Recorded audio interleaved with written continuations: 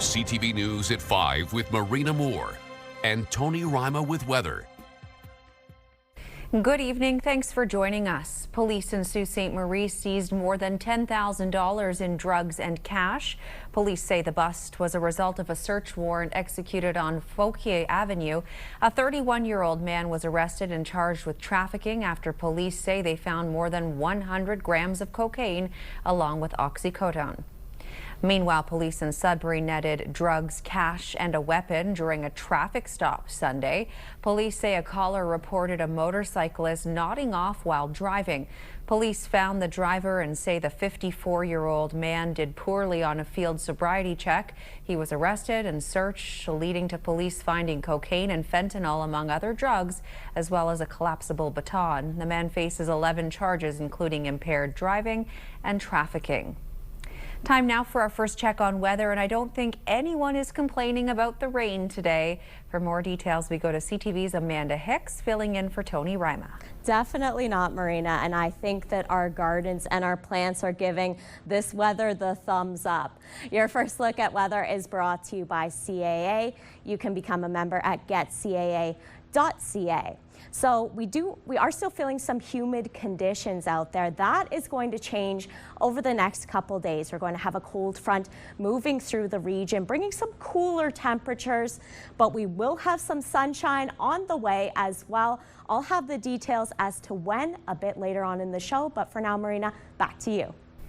Thanks, Amanda. Well, the smoke in the air has mostly cleared here in the north and also in the Toronto area, but wildfires continue to burn in Northern Ontario. The Premier provided an update this morning on how the province is dealing with the wildfire situation. CTV's John Musselman has the details. 13 communities have been forced to evacuate, displacing 1,800 people as these fires in northwestern Ontario continue to burn. Nearly 200 fires are burning. Of those, 57 are said to be out of control. Today, Premier Doug Ford held an update on the situation. We have 155 fire crews and approximately 80 water bombers and helicopters remain in operation across the north, with roughly 40 additional support aircraft ready to assist. Ford was joined at today's update in Toronto by Jill Dunlop, the Minister of Emergency Preparedness, and Mike Harris, the Minister of Natural Resources. You know, we talk about sort of 155, 156 crews. Just to put that into context, that's well over 700 people. So there's usually about 4 to 5 people on a crew. So it seems like a bit of a small number, but we're talking about almost 1,000 fire rangers. These are the folks who actually get out there and are on the front lines running hose through the bush, fighting those fires. A number of host cities, including Thunder Bay, Sudbury, Barrie, Toronto, and Niagara Falls, are offering temporary accommodations for people displaced by the wildfires. And relief organizations are on the scene offering assistance in Northern Ontario. Global Medic, we delivered actually N95 masks to Thunder Bay when we were up last week. They're doing hygiene kits. Red Cross is setting up the evacuation center for us in Thunder Bay. That's for communities like Collins First Nation and Armstrong, who are unincorporated communities, so they have a place to go as well. The smoke from the Ontario wildfires drifted south last week, turning the sky orange in the GTA and southern Ontario. At one point, our air quality was ranked as one of the worst in the world. Rain and shifting winds have improved the situation, but the wildfires continue to burn. The Premier says the province will spend whatever is needed to fight these fires. The Premier went on to say that this seems to be happening every single year, and he wants to sit down with Prime Minister Mark Carney and discuss a national firefighting strategy. John Musselman, CTV News. To Kapuskasing now for our next story, and Cap Paper has turned a financial page. But as CTV's Lydia Chubak tells us, the community's leader remains cautious about the state of the forestry industry. Full example of what can be achieved when business. Kapuskasing Mayor Dave Plourde says Cap Paper is no longer losing money and is now generating enough cash to fund its own operations. He says getting to this point required a lot of work from employees, management, and government partners. Well, because, you know, things can change very drastically. And so I think that, you know, it's getting to here was difficult. It was a lot of work. But we have to remain cash positive. And in the world that we live in today, things change rapidly, and I think it's important to be cautious. Plourde says the mill is still producing newsprint, but the company is looking to transition to a different product used in the building and housing sectors. He says changes in the paper market have helped improve the company's position. Markets have changed, and probably through a combination of mill closures elsewhere and rising paper prices and people working really hard at the facility to change where we are today, and I think that's a huge step forward, and I think that we have to continue to do that until such time as we're able to pivot to MDF. Plourde says more details about the transition are expected in the coming months. Lydia Chubak, CTV News, Timmins. Time now for a quick break. Coming up on CTV News at 5, Amanda has your full weather forecast. For now, let's take a live look at conditions in Timmins, where you can see it's a soggy one out there at Gillies Lake. We'll find out more about the rain. Is there more on the way? That's after the break.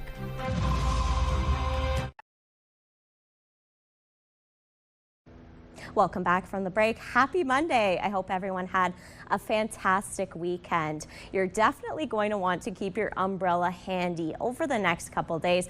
As you can see behind me, there's quite a bit of unsettled conditions on the way over the next few days, continuing into Tuesday, and then by the time Wednesday rolls in, yep, we're still seeing some rain on the way.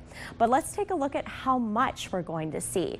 We've got some rain on the way over the next couple days, as I was saying there. 50 millimeters of rain in Latchford, 14 in Sudbury, 28 in North Bay. So yes, umbrella handy is very important for this week. 5-day forecast starting with Sudbury Nickel Belt. So we've got a few showers on the way for tomorrow. High of 19, risk of thunderstorms, chance of showers on Wednesday, high of 20. But by the time Thursday rolls around, we're sitting at 25 degrees, getting closer to normal for this time of year with sunny skies. Chance of showers on Friday, high of 25. For Sault Ste. Marie Algoma, chance of showers for tomorrow, high of 18. 19 on Wednesday, back-to-back sunshine there. Temperatures climbing to 24 degrees on Thursday with sunny skies. Chance of showers on Friday, high of 23. For Timmins, Cochrane, Kapuskasing, thunderstorm risk for tomorrow. Chance of showers, high of 17. Chance of showers on Wednesday as well, high of 18, and a chance of showers throughout the rest of the week with hopefully a few sunny breaks in between. For Timiskaming Shores, Kirkland Lake, chance of showers, risk of thunderstorms for tomorrow, high of 21. 18, we're dipping below seasonal here with a chance of showers on Thursday as well, bumping back up to seasonal, and a chance of showers on Friday to start the weekend. And finally for North Bay, West Nipissing, thunderstorm risk, chance of showers for tomorrow, high of 22, 21 degrees on Wednesday with a chance of showers. Thursday looks like a beautiful day across the region. Sunny skies, high of 25, a chance of showers on Friday with a few sunny breaks there, high of 26. And then by the time Saturday rolls around, we're going to see Mr. Sunshine again, high of 25 with a few cloudy breaks. So Marina, we've got some unsettled conditions over the next couple days, but we will see some sunshine. So that's positive news. Sending it back to you. All right, we'll take it. Thank you for that, Amanda. Some parents may notice more in their bank accounts today with an increase to the federal child benefit. The payments are going up about 2% for eligible parents.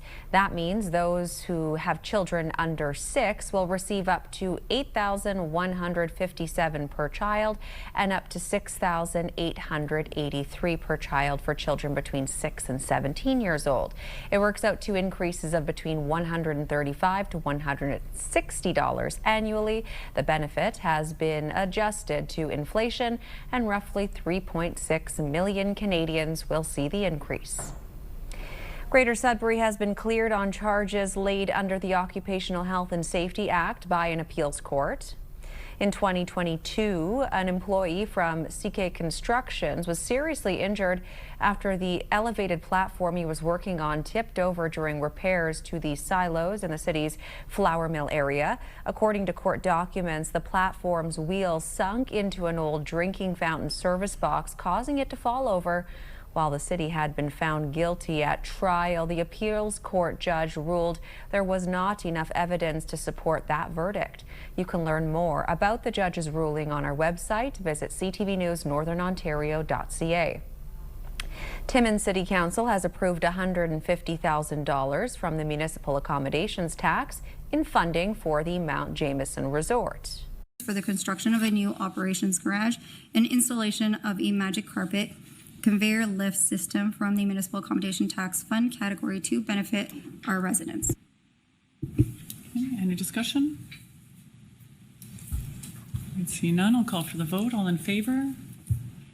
Motion's carried. Council passing the motion unanimously. Mount Jameson is coming off a banner year, having rebranded itself from Kamoskosia Snow Resort.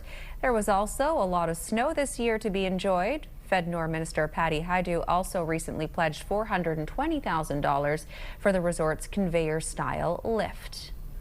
Nazem University in Sudbury received a gift today to help keep doctors here in the north. The school will be getting $225,000 over the next 3 years from Agnico Eagle Mines.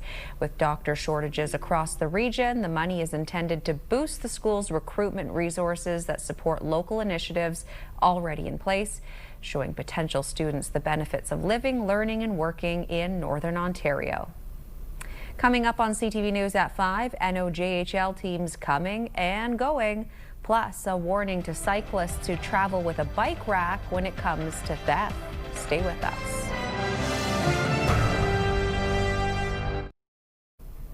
North Bay Police are urging cyclists to take extra precaution to protect their bicycles from being stolen, especially for people who use bike racks. CTV's Eric Tashner has the details and reaction. Eric.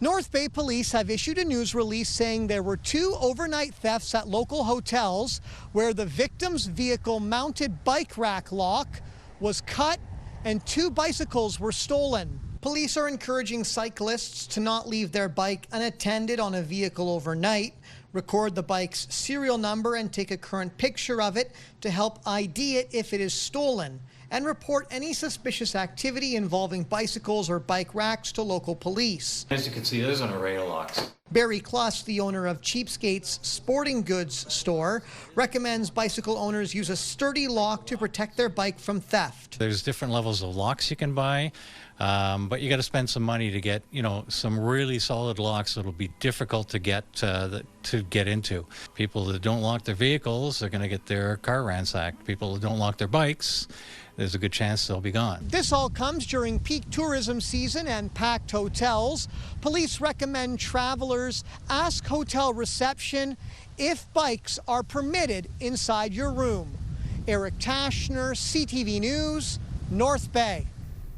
The NOJHL has launched its new schedule, and while it will have to fill a hole left by the Sudbury Cubs, it'll be welcoming the Elliott Lake Vikings back to the league. The Vikings will be back after an absence that stretched almost 2 seasons. Its owner decided to step away from the league after Elliott Lake's home arena had to close due to structural concerns, and traveling back and forth to neighboring arenas became too difficult. There will be a new man behind the bench this year who tells CTV News he's looking forward to life in the north with a team they've rebuilt from the ground up. Talking to some coaches who have been reputable, who have some very strong teams. I mean, one guy said he only had eight returning players.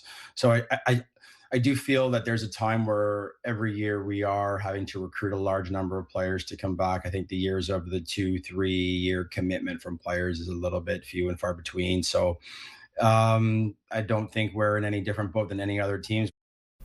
The Vikings' first game will be on the road this year, September 12th, facing off in Blind River against the Beavers. And as one team returns to the NOJHL, the league is reacting to another team leaving. Thursday, the owners of the Sudbury Cubs announced they were forfeiting their franchise to pursue other options. The league's commissioner, Rob Mazuka, saying in a statement over the weekend, "While we are disappointed by this decision, we respect the organization's choice to determine the direction it believes is best for the future." The statement went on to thank players, volunteers, billets, and fans for supporting the club. The Cubs ownership announced they would be leaving the league just hours after the schedule for the upcoming season was released. Mazuka's statement saying the league remains committed to player development, community engagement, and competitive excellence. In the Ontario Hockey League, the Sioux Greyhounds have announced a new assistant head coach. Steve O'Rourke will be behind the bench with Drew Bannister this season. O'Rourke coached the Seattle Torrent of the PWHL last season. This is the second coaching change the club has made in the offseason. They parted ways with longtime coach John Dean back in April. Spain is on top of the soccer universe after beating Argentina to take home the World Cup.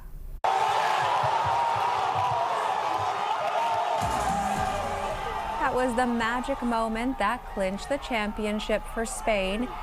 Ferran Torres finding the back of the goal to score in extra time. Despite the 1-0 scoreline, the game wasn't that close. Spain dominated play and Argentina didn't register a shot until extra time.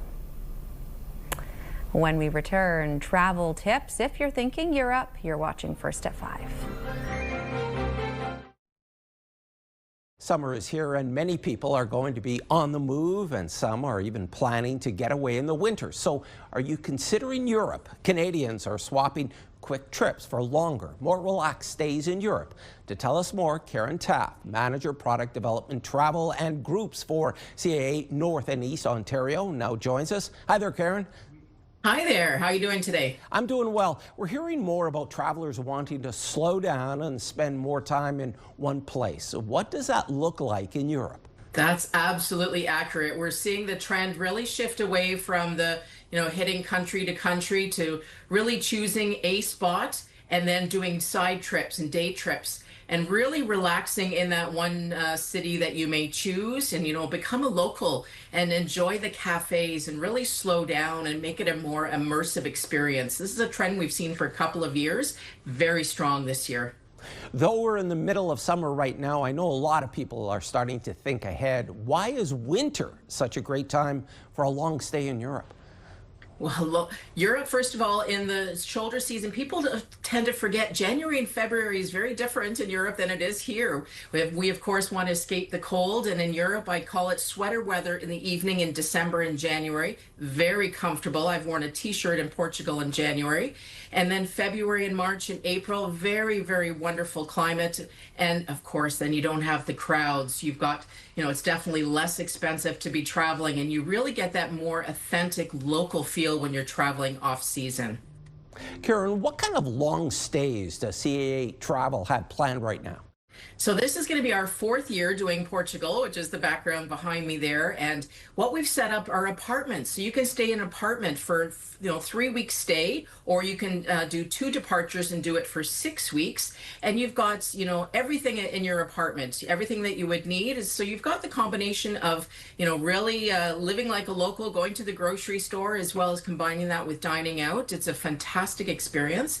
And then after Portugal, you can actually extend it and go on to Spain. So the Costa del Sol area is fantastic. Again, an apartment style. So you can stay in either Marbella or Bellamandina. Fantastic areas right off beautiful beaches in Spain. And then after that, you can go on to Italy in the Rimini area in Italy off the Adriatic coast. Again, having that apartment. So it's that combination of, being able to eat grocery store, very healthy, as well as combine the dining out and really, really enjoy that off season and authentic feel. I'm wondering, who is long stay travel best suited for? Well, we're seeing a real shift. So, of course, our snowbirds are definitely looking for something different. So Europe has become very popular for us. But we're also seeing a lot of solo travelers. So they go down as a group and they're very independent. You have your own apartment, but yet they can meet up with friends. And we're seeing that people are still meeting together after groups have departed, and as well as people that are able to work remotely. So they're able to, again, having that apartment and your Wi-Fi, no problem. So it's really a wide variety of clients that this is suited for. Karen, thanks so much for your time. Really appreciate it. Thank you. Karen Taft joined us this evening, and to find out more about travel options, head to caneo.ca.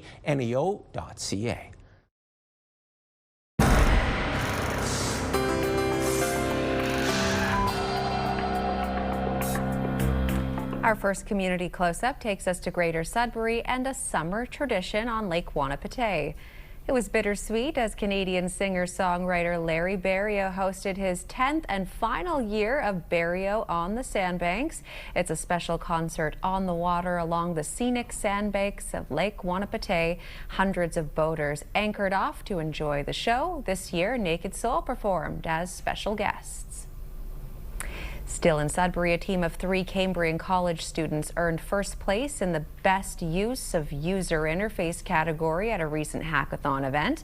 The competition brought together students, developers, entrepreneurs, and technology enthusiasts from across Northern Ontario to design AI-powered solutions to address real-world challenges. Congratulations. And take a look at this gorgeous-looking dragonfly spotted by Patricia LaRue in Whitefish Falls. She says the dragonfly landed on her windshield while out fishing and stayed for the longest time, allowing her to examine her closely. We all love having them around to admire, but also to eat up all of the mosquitoes. And if you have any pictures, videos, or events you'd like us to showcase, email them to us at communitycloseup@bellmedia.ca. Don't forget your name, location, and a short description. And finally for us tonight, Ottawa's biggest summer festival has wrapped up, and it was certainly a memorable time for a young fan.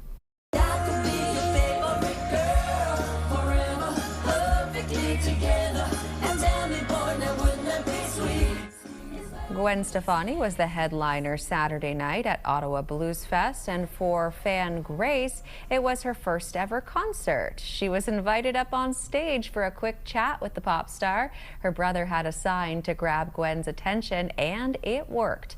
The 9-day festival came to an end yesterday with the final day featuring an all-Canadian lineup.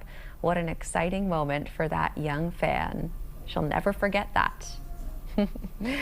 And there's more news for the North coming up at 6. For now, continue watching as we hand things over to CTV National News.